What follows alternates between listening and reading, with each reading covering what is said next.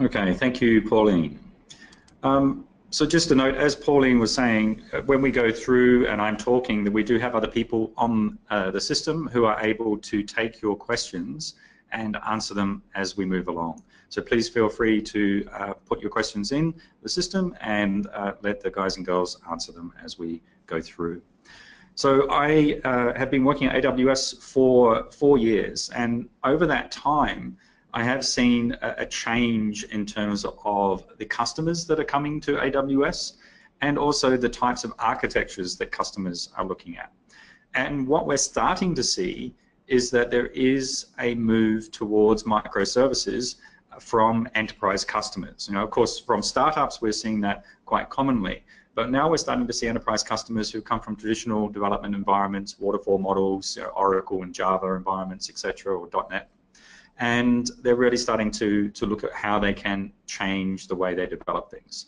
So this presentation is hopefully going to give people who are coming from that kind of environment an idea of how Amazon uses microservices, some of the key elements of microservices and the benefits, and also, you know, focus on what I think is the biggest problem around, or one of the biggest problems around adopting microservices, and that's the data architecture. And also part of that, of course, corresponds to how do you choose the right data store as part of your overall plan for a mix of microservices or even for each individual microservice. So hopefully at the end of the session, we should have covered off these particular areas, and that's what you'll get out of it. So microservices at Amazon. This wonderful ball of little blobs, if you like, is actually a visual representation of the microservices and the interconnections between them in the Amazon.com company. So as you can see, there are literally thousands and thousands of microservices that make up that environment. And if you think about Amazon.com in terms of the website, when you go to that particular website, you will see that there are different components to that website, such as, you know, recommended for you. It could have been promotions that are currently on. You could look at the deals of the day, for example. And all of these different components actually have microservices behind them, which help build that personal, customized version of Amazon.com that you see when you log in. So Amazon has gone through a big journey of moving from a monolithic environment, just as many of you are probably using today, and taken that journey to adopt a service-oriented architecture and eventually move towards microservices as they are known today. The whole purpose is that each of these individual services are single purpose, and they connect only through APIs over HTTPS. And that whole philosophy has become what is known as microservices today. So some people might have started to look at SOA or been on existing projects where SOA has been deployed, and some of you may be on monolithic. So let's actually hopefully understand that everyone knows that a monolithic system is one which is essentially one big binary which is connecting through to a separate consolidated database. And then with a SOA system, as you can see with the differences here, there's not as many components as you would have with microservices, and of course that would obviously be in the name. So you would have very sophisticated small components in microservices, but even more sophisticated components in SOA, but fewer of them. And what tends to happen with SOA is that the business logic then lives across the domains of these particular services. And then you need an enterprise service bus between these services to contain state and information and do workflows and those types of things. Whereas on microservices, the business logic lives inside a single service domain. So if you're going to call a particular business logic function, then that is all contained inside that particular microservice. And the connection points between these microservices is just simple wire protocols such as HTTP and using XML or JSON to send that information and transfer information between them. Then also they tend to be API driven, where you can have software development kits and clients that are allowed to access and operate on these microservices. So if you look at the journey, and this is what some customers have gone down this path, where they started off with that monolithic unit, and then they have actually gone and separated out some components. And if you think of how that would have happened, if you had a massive travel application, like a website that operated travel, and then you might have separated out hotel booking, flight booking, and car bookings, for example, as separate SOA-based services. But then when you get to scale those services further and look at how you want to add features to even just the hotel booking system, you may find that you're still constrained from that perspective, and then you want to break that down into further, more granular services, and that's where microservices comes in, to really start pulling apart the core business functionality and exposing those as individual services. So the biggest problem is that microservices, once you get into this environment, are introducing you to distributed computing. Therefore, if you don't have the skill sets that allow you to manage a distributed computing environment, and most importantly, to program for and to debug, then it becomes very, very difficult. And I'll be completely upfront with you that if you do not have those types of skills and you don't really think that you need the benefits that microservices give you, which we'll talk about a little bit later, it may not be the right thing. Now that means that if you're looking at what we're going to talk about today going, wow, that looks really difficult and I don't think that we have the skills for that, then that's probably something you shouldn't be looking for making that change straight away, and probably developing a plan of getting to that path if it makes sense for your business. So if you have a relatively small business that perhaps has a website exposed to that, and everything's running happily today, and you can see that there's no major problem, you can still add more servers and capacity to manage that, and perhaps you could take some components out and help scale those a bit more, that may very well be sufficient. But when you're looking at the type of scale that we're starting to see at some enterprise customers as they become more digital organizations, it simply isn't feasible to be able to have that single database or that single binary that is able to scale and meet the requirements of the users and the customers. So do consider and think about what you really need out of microservices, because it is hard. Transactions are very difficult. You're going to have multiple databases across multiple services. So you're leaving behind everything that relational has developed and given to you over the last 40 or so years, where you have ACID compliance, nice transactions that can be rolled back. All of that is abstracted away from the programmer and hidden inside the relational database.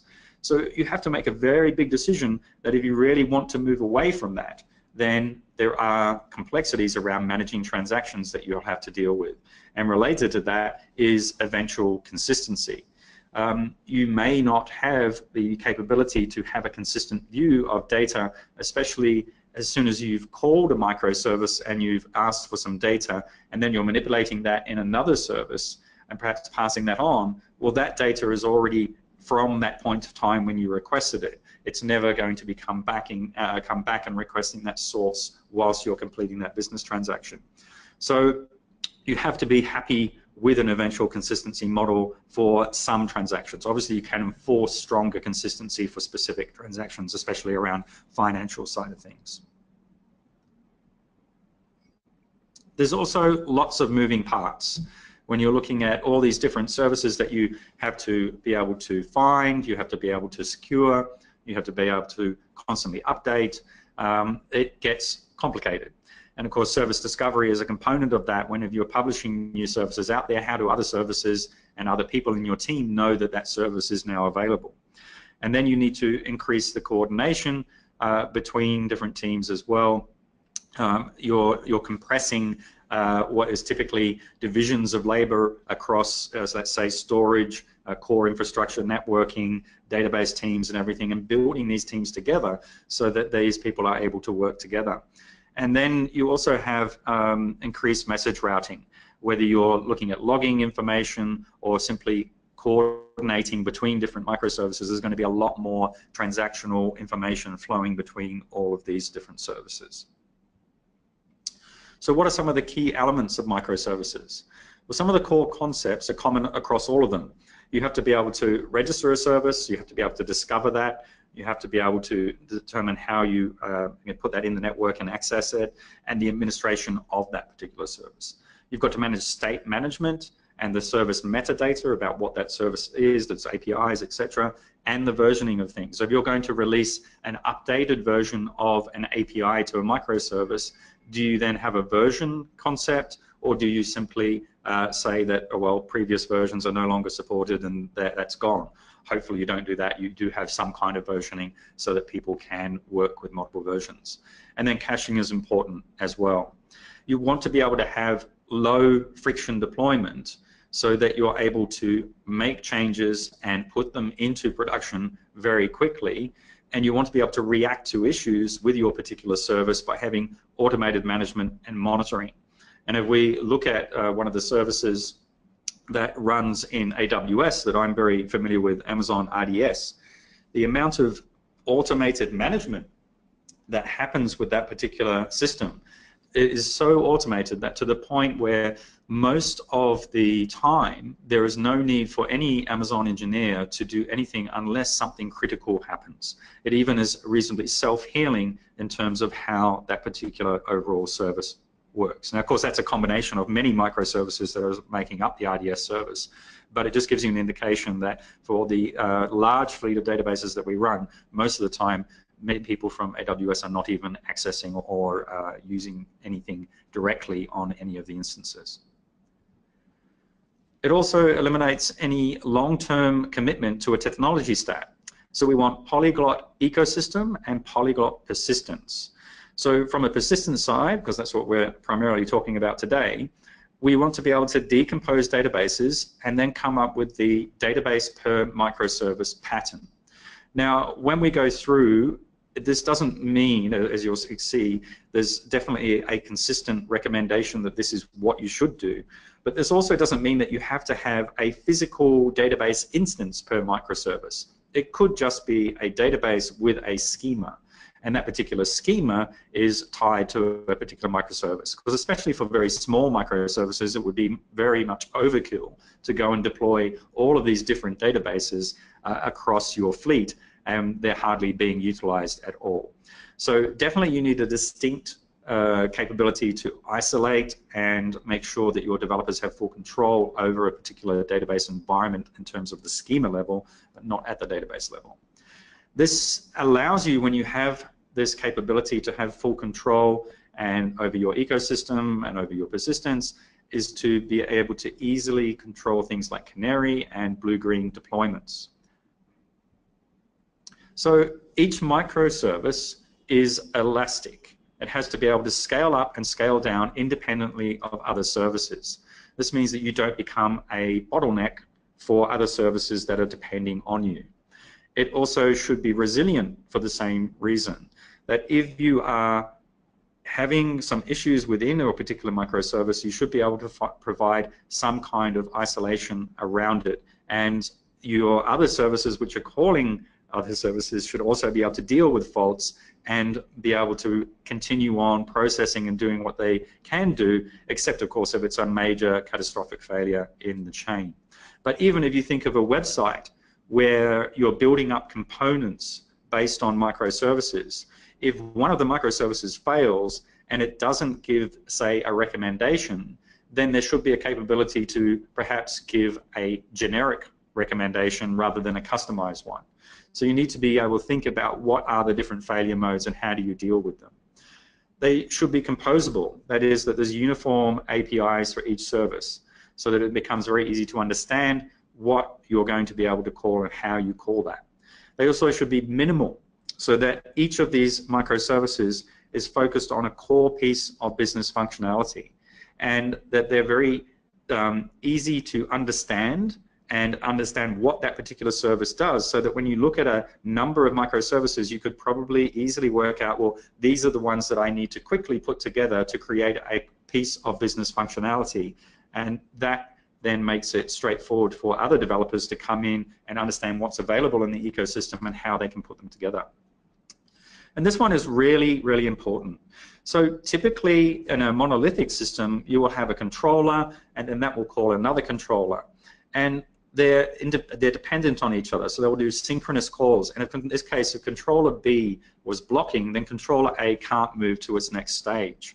So what we want to do is we want to break that and make you have freedom.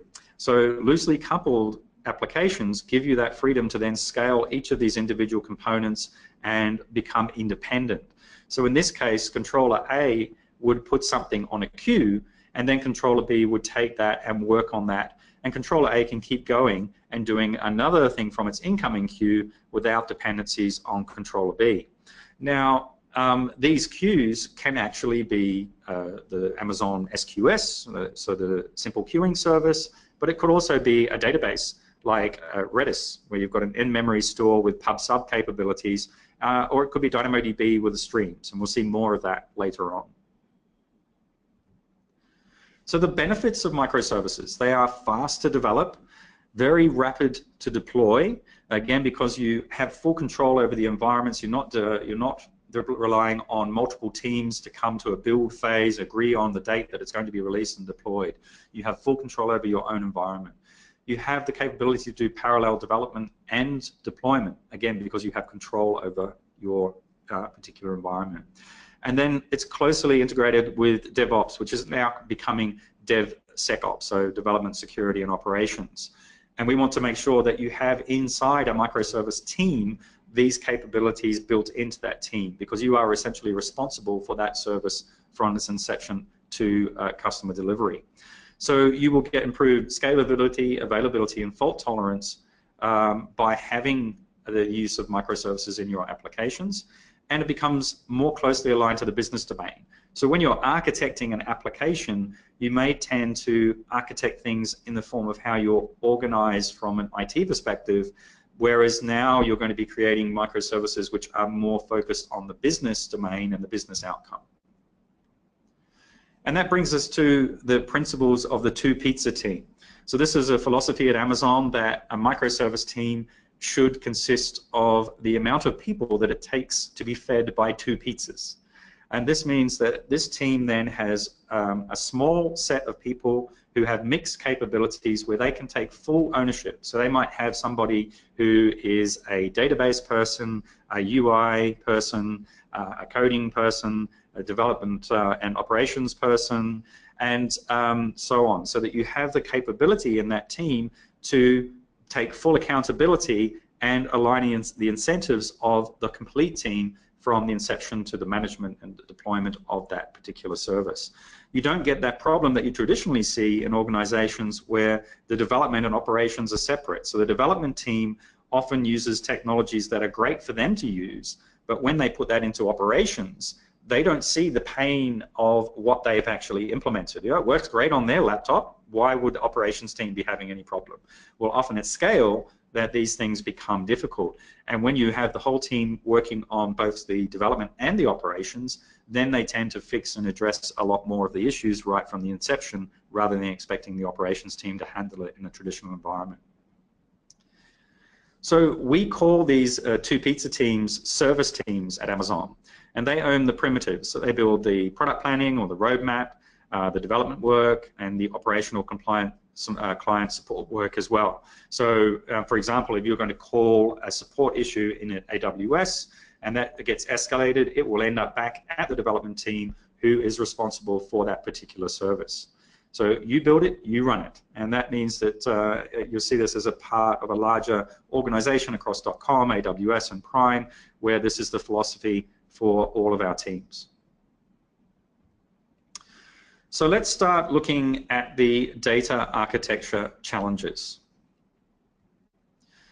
Now, if you have a centralized database, and this is what most people have today, You could have a user service, a shopping cart service, and an account service, all operating off the same database. And these applications often have a monolithic data store using this single database. And that makes it difficult to make schema changes. And you can get technology lock-in as well, using specific features. And then the only way to typically scale these databases is through vertical scaling, and it becomes a single point of failure.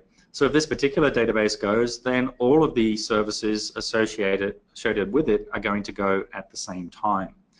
Now, of course, there are some benefits to a centralized database, especially around transaction boundaries, and there are also benefits around doing reporting and analytics where the data is in a consolidated view, and we'll come back to that later on. So for microservices, this is definitely an anti-pattern. This is not something that we're going to be recommending to our customers to adopt unless there is a very, very good reason that they can justify to do this. So what we want to see is decentralized data stores with polyglot persistence. So what does this polyglot persistence mean? It means that each service has the option to choose its own data store technology. And that might mean that they indeed use more than one. In this case here, you've got the user service where they're using Elasticache for caching, and then you've got RDS for the core transactional system. And other systems may just have a relational database like the account system, or a NoSQL database like, like the account system and a NoSQL database like the card system with DynamoDB. So when you have this type of separation, it becomes very low impact to do things like schema changes, because the team that is making the schema changes is responsible for that application development. So they should be only making schema changes that impact themselves. Whereas on a consolidated system, you may have to put a change request through, and any number of teams that are dependent on that central data store would then have to approve that change, and they have to then integrate and build and produce a new version of the application that manages that schema change when you do a deployment. So that can slow things down dramatically. Whereas now in this model, the team that has the desires to make the schema change, it controls every aspect of that particular service. You also get independent scalability. So for example, on the user service, if you're going to have a promotion and you need to be able to handle a lot of logins, then that service can be independently scaled instead of worrying about, say, the account service or the cart service and having to integrate and make sure that that overall database environment scales to handle all the requests. So it makes it easier when you divide and conquer and pull these components apart to deal with independent problems across the application stack. The other thing is data is gated.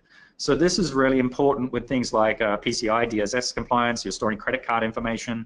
If you're looking at a consolidated database, then you may have to introduce very tight controls and put things across the whole database, whereas now if the credit card information is, say, stored in the account information, then that can be a very tightly restricted account that it gets access to that particular database, and you can put tight controls on that, whereas other people, you may be able to access other components of the microservices across that make up the application, and that generally doesn't require as much governance to monitor and access and get permission from. So it becomes quite a good way to break up some of these tight regulatory and compliance requirements as well. Now, transactional integrity is an issue. So when you have polyglot persistence, that generally translates into eventual consistency, especially when you are going to be making asynchronous calls across a series of microservices to complete a piece of business functionality. So then how do you manage this? And you generally have to be able to think about this from a distributed perspective. And that means you're going to have to look at different things like event sourcing, capturing changes as a sequence of events and serializing and putting those into a sequence. Looking at things like stage commit, where you propagate out a number of changes and then call for a commit after that. And then also look at rollback on failure and how do you manage that across your microservices that were involved in a transaction. So if we look at a common best practice, it is to use something called a correlation ID. Now, a correlation ID is simply a unique identifier that can be tied to a specific request as it flows through a number of different microservices. So you could think of this as a user request coming through from a website and then tracking how that flows through the different services across its business time frame, and then all the information about that particular transaction or interaction would then be saved into different log files with this correlation ID. So that, for example, if you're trying to track a particular problem for a specific user and you need to look across a large number of microservices that were involved, you would be able to use something like Elasticsearch with Kibana and come in and monitor all your log files and look for this particular correlation ID and then see where the error was across the microservices and try and debug that. If you don't have some way to do this, you are essentially trying to debug a distributed system blind, and that is going to cause all manners of sorts of problems if you don't have this in place. So this does require some discipline, that when you're creating microservices that you would have to have a fairly consistent model of how you implement something like correlation IDs and how you have consistent logging, so it makes it easy for different people to be able to access and understand logs, so that you've got minimal information across different microservices that's agreed upon for your organization. So if you look at the case where the microservice owns the rollback, then every microservice should expose its own rollback method, and that could just roll back the changes that it was working on previously, or it could also trigger subsequent changes if there was downstream changes that need to be fixed, and it could send a notification to then do something else that someone subscribed to and make further changes after that. If you implement the stage commit that we were talking about, so this is where you kind of propagate out changes and then you send the commit signal once everything has been propagated out, then you need to implement a commit function as well. And that allows you to have slightly more control, but then you're getting into the whole two-phase commit procedures when you're doing these types of things. Now, on the event-driven model, you can use something like DynamoDB streams. Now, it doesn't have to be streams; it could be a queue or something with pub/sub capability. So if you're doing asynchronous calls and then you use something on DynamoDB streams, then as the data gets changed in DynamoDB, the stream takes that information and then allows other services to act on it. And those streams will automatically retrial until it's successful. So you're basically attaching yourself to the data of interest from that particular stream that's coming out. Now, what would happen if you are making a business logic failure? So if a function fails because of some particular error, maybe there's a business rule that's being violated and the transaction can't complete, then you may need to create a transaction manager that is a microservice in itself that notifies all relevant microservices to roll back or take action. So DynamoDB can act as the trigger for the cleanup function. Again, could be another queue or streaming service like SQS or Kinesis. And then you can use the correlation ID to identify the relations, and that's where the transaction manager can then work out which services need to be called to roll back that particular transaction. Now, here you can see that you've got a model for this. So you've got the first call coming in. A number of microservices have been through their process and called other microservices. One of those at the downstream has failed. So this is where you can then, with that error that's come back, notify Kinesis error stream or SQS error stream, or in this case, a DynamoDB error table. And the transaction manager will be monitoring these and then can roll back across all of the microservices that were involved in that particular transaction and call that with the specific correlation ID that had the problem. Now, if it's a code error, so sometimes you might have a faulty code which is causing errors to occur, and if you're using Lambda for that, then you may look at the CloudWatch logs to process the error message and call a transaction manager. So this is important then to not just be looking for application errors, but also be looking for service level errors and code-based errors that you can then filter on and create exceptions and alarms on that depending on what's actually going on. So you do have to look at different types of errors and how individual services, if you're using AWS services, behave when there are errors, so that you can track, trace, and then act upon that too. So if you're having a stream model with AWS Lambda, and this is where you're going to have, say, DynamoDB stream or Kinesis streams, working with Lambda, where Lambda is going to call, basically activate a function off work that is coming in on the stream, then Lambda actually needs to acknowledge the processing that the message has been complete and processed. So if Lambda fails to process the message, the stream horizon will not be moved forward, and this will create a jam because other functions that are coming along waiting to move past this point will not be able to, because this particular stream item has not been processed.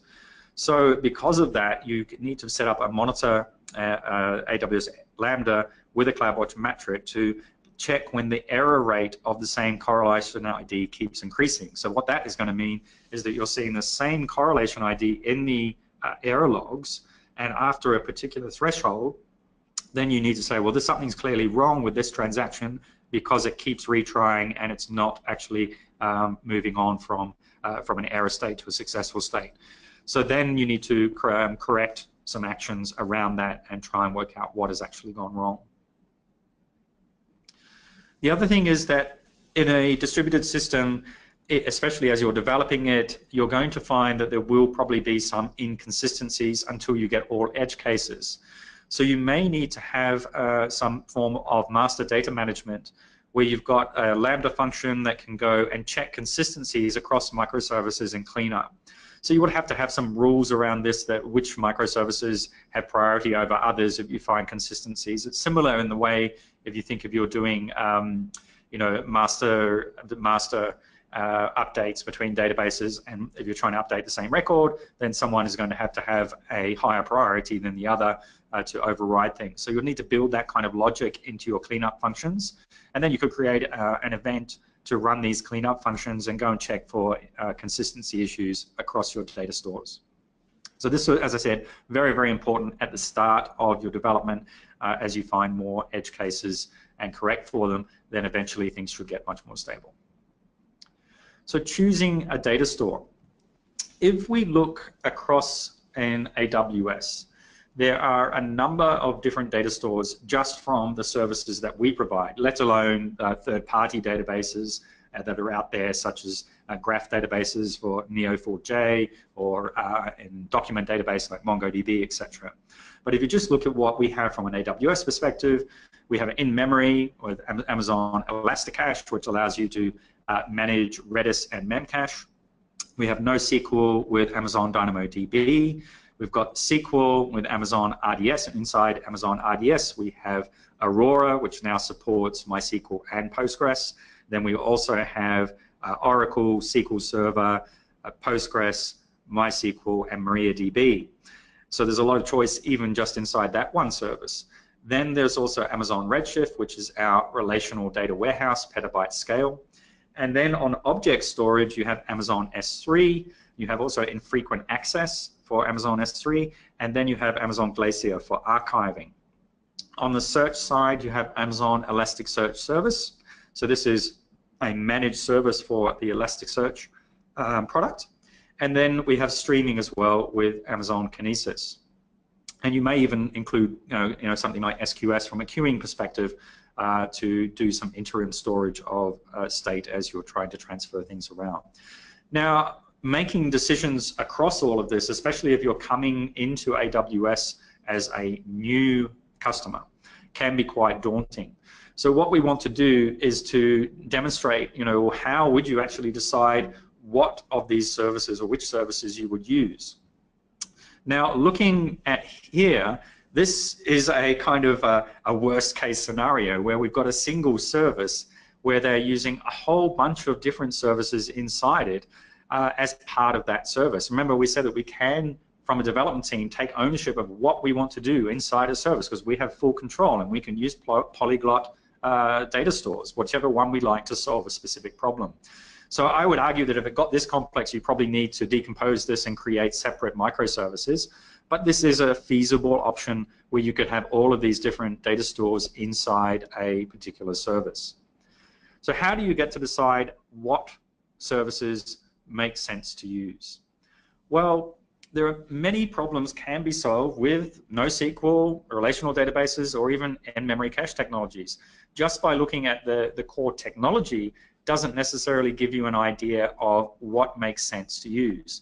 But when you combine that with non-functional requirements, it can help identify appropriate services. So it's very important to classify your organization's non-functional requirements and map them to service capabilities. So let's go through and look at an example of what that looks like. So here you would be asked to go away and determine your non-functional requirements. Now keep in mind, this is an example only, right? Each of your company's classifications will be different. But this is to give you an indication of how you would go about looking at this. So if you're looking at latency, you may have different classifications for latency where sometimes you're happy with a greater than 1 second response time. But for some microservices, you may require a response time that is less than 20 milliseconds. Similarly, for durability, you may have very low requirements for some data, which is very transient, and then you may have, for archive data, very, very high requirements where you need to make sure that that is going to be durable, that you're not going to lose that data. From a storage scale perspective, if you've got very small data requirements, then that obviously can lend itself to caching or in-memory solutions. But if you've got more than a couple of terabytes, then we don't have an instance at AWS, which means that you wouldn't be able to put that in memory in a given instance. Our biggest instance at the moment is the X1, which allows you to store 2 terabytes worth of RAM. Now, if you've got a bigger amount of data than that, then clearly your in-memory solution is no longer viable, and you would have to move to a relational or other system to deal with that amount of data. Availability is obviously critical for some business applications, and some databases, depending on the deployment model, whether that's a single node, a cluster, or one database with a failover, is going to give you different levels of availability. Data classes, whether things are public, important, secret, top secret, etc., that is going to help you determine what are the services that can meet specific compliance needs. So for example, as I mentioned on an earlier webinar today, SQL Server on RDS is not HIPAA compliant at the moment.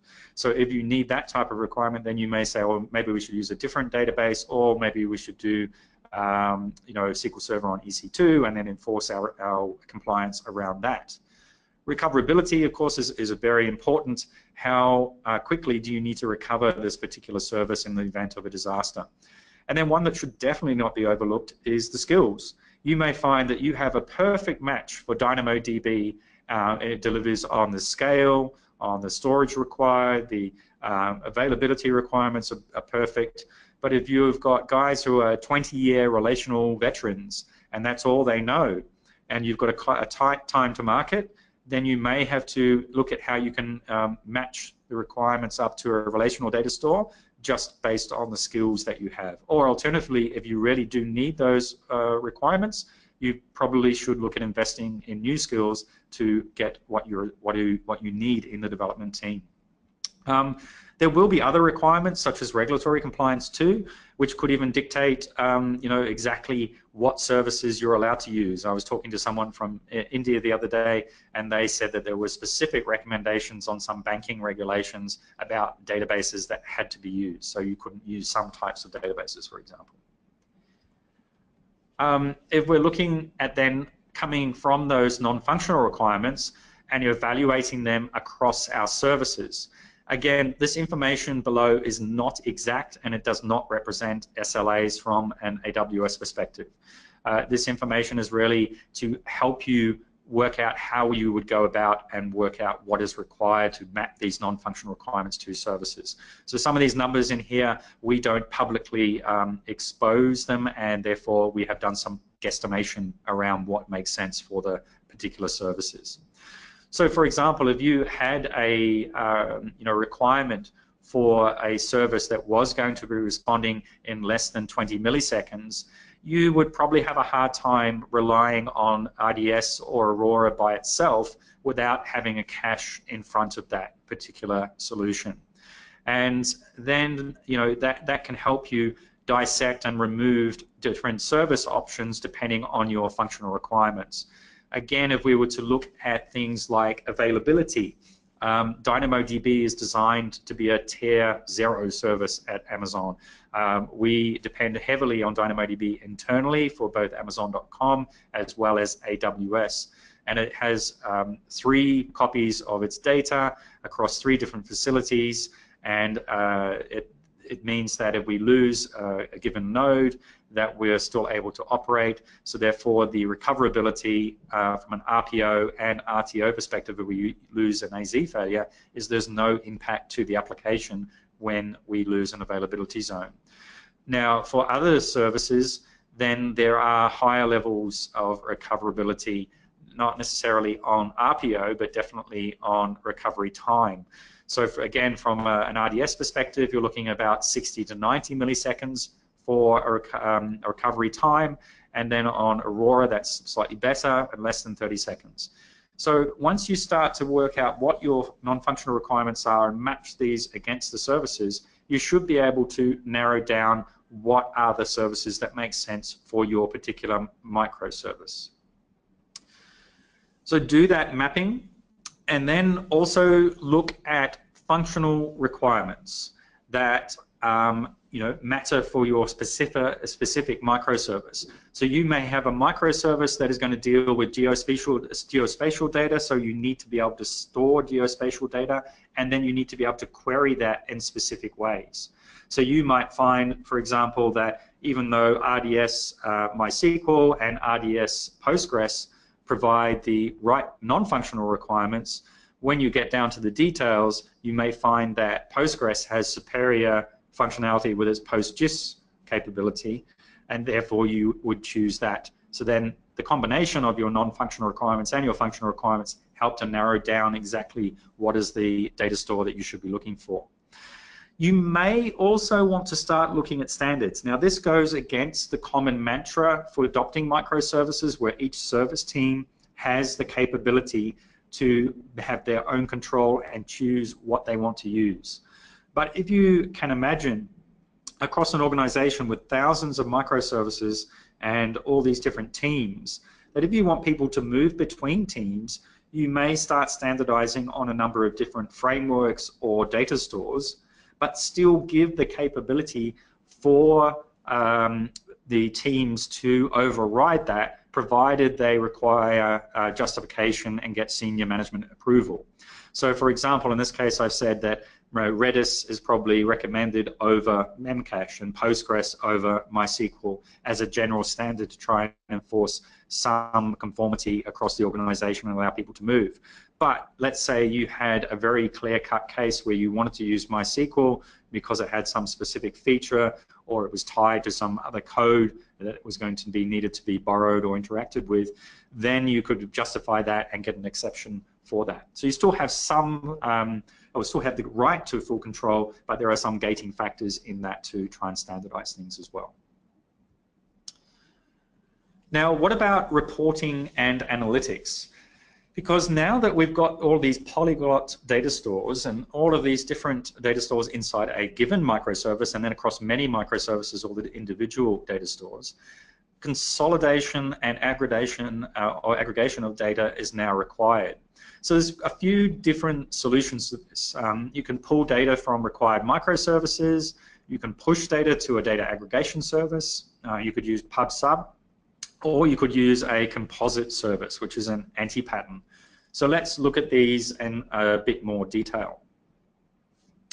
So on the pull model, you could have an application which is a kind of pulling data together and acting as an aggregation platform, which other services could then rely on to have specific views. So for example, if you needed to create some common KPIs and you need to keep track of that, you may have a data aggregation application which pulls that data together across a number of microservices and then allows views to be built on that aggregated data service.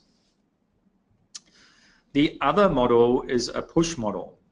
So this is the one that we see as the most common, where you know the types of data, whether that's going to be logs or transaction information or other information about the service, that you're going to push out to different places. And that could be to a queue, it could be to S3 storage where you're just putting log files into S3, or it could be to call another service itself and publish that information out. And then the data aggregation application can be subscribing to this information or know where to get it from an S3 perspective, and that way it's able to build up and publish out its models that it needs for other services to consume.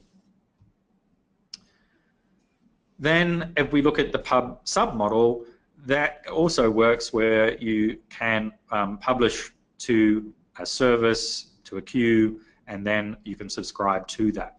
So this is where you wouldn't necessarily have things being put into S3 directly, but you could have data being, say, pushed to Kinesis and consolidated, and then that could be pushed down to S3 for another service to manage later on.